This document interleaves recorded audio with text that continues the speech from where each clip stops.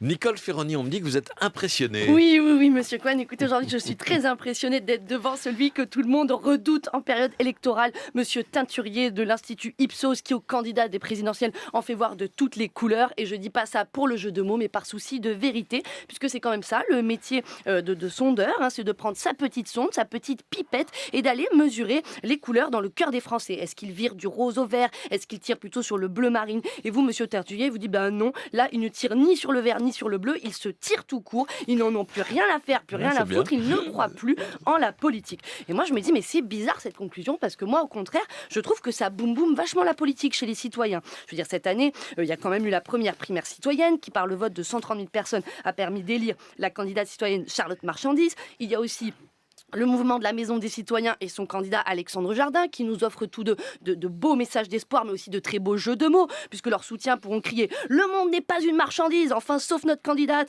où ils pourront dire « Pour cultiver votre jardin, élisez d'abord le nôtre !» Enfin bref, il y a une ferveur à s'emparer de la politique, même si tout le monde ne se sent pas armé pour le faire. Et c'est vrai que, par exemple, je voyais samedi soir à l'apéro chez Sophie, mon pote Vincent, qui pourtant participait au débat, me disait « Oh mais Nicole, tu sais que pour de bon, moi je sais pas qui c'est notre député ?» Et moi je dis « Ah bon ?» Il me dit non, mais tu sais, moi, franchement, la politique, je comprends rien.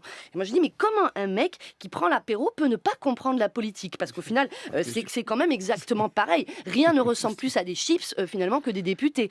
Puisque le principe est le même. Tu goûtes et si tu aimes, tu reprends. Si tu n'aimes pas, tu reposes. Et donc, je dis, bah, c'est pas compliqué. Avant les élections des députés, tu vas sur le site de l'Assemblée nationale, tu regardes qui est le tien, s'il est venu à l'Assemblée déjà, et ensuite ce qu'il a voté, puis tu vois si ça te va. Et là, Vincent, il me dit, mais on peut voir ce qu'il a voté? Et moi, je lui explique. J'ai dit, bah oui, bien sûr. Enfin, non. Enfin, disons que tu peux connaître le vote de ton député si le vote est en séance publique. Tu sais, c'est quand ils sont dans la grande salle et qu'ils passent à la télé. Mais tu sais, quand ils sont en petits groupes cachés en commission, là, c'est vrai que c'est hyper opaque. Le compte-rendu ne donne jamais le vote. Et après, j'ai dit, mais en même temps, si tu en as à te plaindre de ne pas trouver le vote dans le compte-rendu, c'est déjà bien, parce que ça veut dire que tu l'as trouvé, le compte-rendu. Alors que déjà, pour le trouver, tu es obligé des fois de prendre les sites parlementaires à coups de pelle, c'est-à-dire creuser avant de trouver. Et le pire, c'est qu'une fois que tu as trouvé, eh ben, les pelles, tu n'as plus du tout envie de les leur rouler parce qu'ils votent n'importe quoi en termes de loi. Et là, c'est vrai que Damien faisait remarquer, par exemple, que les parlementaires, donc qui crient avec nous au scandale sur l'affaire Fillon, oh c'est mal, c'est pas bien, dans le même temps, nous apprennent donc que sénateurs et députés viennent d'adopter définitivement une loi dans laquelle les infractions occultes, comme les abus de biens sociaux, les prises illégales d'intérêt, la fraude fiscale, feront désormais l'objet d'une prescription selon une nouvelle limite de 12 ans après les faits. Autrement dit, si une future affaire Fillon vient à se créer, il suffira que les délinquants au col blanc soient juste 12 ans bien cachés pour passer au travers du filet.